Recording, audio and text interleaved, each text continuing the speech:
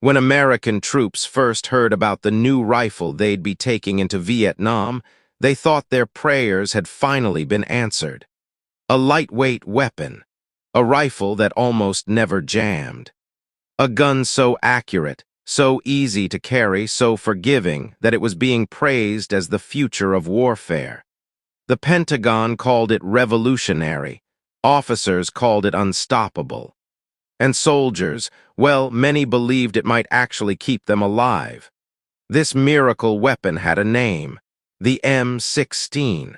But what the troops didn't know was that they had just been handed the most dangerous lie of their lives.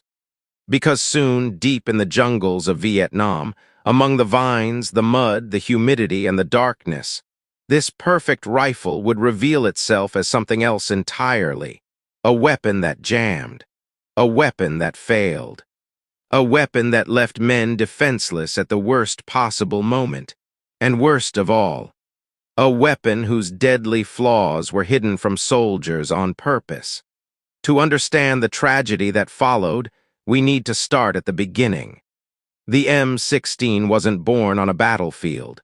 It was created in air-conditioned offices, designed around theories and spreadsheets, not mud and blood.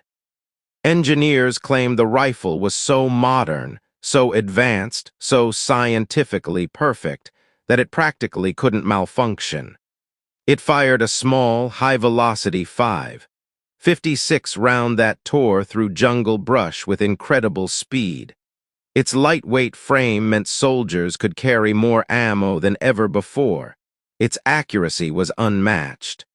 In tests, the rifle looked like a dream. But tests don't shoot back. And soon, the perfect weapon would collide with the brutal reality of Vietnam. A place where rain poured for days, mud reached your knees, and every inch of the jungle crawled with enemies you couldn't see. This wasn't a clean firing range. This was hell. And the M16 wasn't ready for hell. As the rifle entered Vietnam, soldiers began reporting strange issues. Bolt carriers locking up. Spent casings getting stuck inside the chamber. Rifles that suddenly refused to fire after only a few shots. At first, the army brushed it off. Soldier error, they said, poor maintenance, improper cleaning. But the men on the ground knew the truth. They knew they were cleaning their rifles obsessively, sometimes several times a day. They knew something was wrong inside the gun itself, and yet nobody listened. Because back home, the M16 program was already being celebrated as a massive success. Factories were running. Budgets were approved. Careers were being built around this weapon. Admitting it had a flaw would have been embarrassing. Admitting it could get men killed would have been worse. So the problems were ignored. But in Vietnam, they were only getting started. One of the most chilling events came from a unit deep in the jungle. A small patrol moved through thick vegetation, humidity dripping off their helmets, sweat stinging their eyes.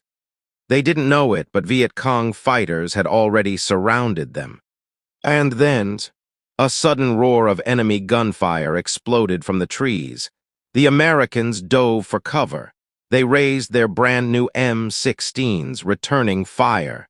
Except, some of their rifles fired once, then jammed, others fired a few rounds. Then jammed again. A few refused to fire at all. Panic tore through the squad. Soldiers screamed for cover.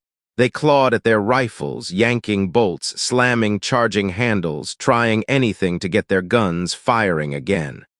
But many couldn't. Their rifles had locked solid. And in the jungle, a few seconds of silence could mean the difference between life and death. Some men were found later with cleaning rods still shoved down the barrels, desperately trying to clear a jam while the enemy closed in. It was a massacre, and that's when a horrifying truth emerged. The M16 wasn't malfunctioning because of mud. It wasn't malfunctioning because soldiers didn't clean it. It was malfunctioning because of something far more shocking. During testing, The M16 used a special type of gunpowder that burned clean. This meant the rifle stayed reliable and accurate. But when large-scale production began, the Army quietly replaced this clean-burning powder with a cheaper, dirtier alternative. A powder that produced far more residue. A powder that caked the rifle's insides with grime. A powder that made the M16 jam violently and constantly. The worst part? Soldiers were never told. They received rifles that were no longer the same weapons tested back home. They were handed guns that were practically doomed to fail from the moment they were fired. And as casualties climbed, men kept asking the same question. Why didn't anyone warn us? The answer would come later, and it would make everything far worse. If switching to cheap powder wasn't bad enough, the Army made another catastrophic decision. They sent the first batches of M16s to Vietnam without cleaning kits. Why? Because the gun was advertised as self-cleaning. Yes, you heard that right. The Army genuinely believed, or pretended to believe, that the M16 was so advanced it didn't need cleaning. And so platoons received brand new rifles with no tools, no brushes, no instructions. Just a weapon that would jam again and again and again. Imagine being 19 years old. You're thousands of miles from home. You're terrified. Your life depends on your rifle, and nobody bothered to give you the means to keep it working. It was cruelty disguised as incompetence. Reports of dead soldiers found beside jammed rifles began piling up. One congressional investigation described scenes so tragic that lawmakers openly cried during testimony. Rifles locked with spent casings, bolt carriers frozen solid, broken extraction claws, cleaning rods shoved desperately into barrels, soldiers caught in the middle of firefights, helpless, weaponless, dying with rifles that refused to fire. The tragedy was undeniable, but there was another layer to this story, a darker one. Because while soldiers were dying, the people responsible for the M16 were doing everything they could to avoid blame. When generals and weapons officials were confronted with the truth, many refused to acknowledge the rifle's failures. They blamed soldiers. They blamed humidity. They even blamed Vietnam itself, anything except the weapon. Internal memos later revealed that leaders knew the powder switch caused major reliability problems, but they hid it. Documents were found stating, acknowledgement of the issue would jeopardize program stability. In other words, admitting the flaw might cost money, promotions, and prestige. So instead, men on the ground paid the price, with their lives. After months of horror, brutal testimonies, and overwhelming evidence, the military finally took action. New cleaning kits were shipped out. Better training manuals were printed. The powder formulation was changed back. A forward assist was added to force the bolt shut during jams. Chrome lining was added to the chamber to stop stuck casings. The rifle was refined piece by piece, and eventually, the M16 became the reliable weapon it was always supposed to be.